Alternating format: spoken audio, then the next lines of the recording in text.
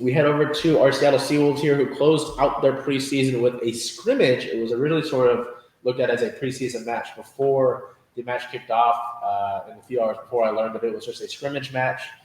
So the Seawolves would hand it to Seattle Rugby Club, beating them 49-0 in 40 minutes of play. They only played a half of rugby and were able to score 49 points. Our play of the game, captain and number 8, Riekert Hattingh scored 2 tries on the day.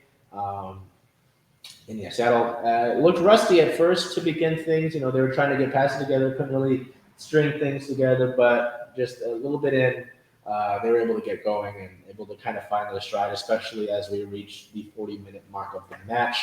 After that scrimmage had ended, both teams kind of split into split squads. I'm sorry to use the word split twice. And demonstrated lineouts and passing drills for the fans that were in attendance. So that was kind of cool to see. It's obvious that Seattle Rugby Club and the Seawolves have a nice, solid connection to each other.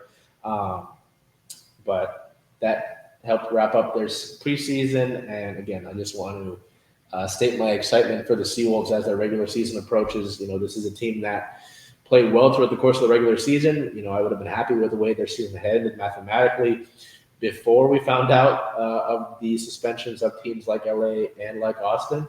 And then they made it to the playoffs. And then they were able to win their playoff matches, including a road match, and then go to the MLR title and put up a fight against New York.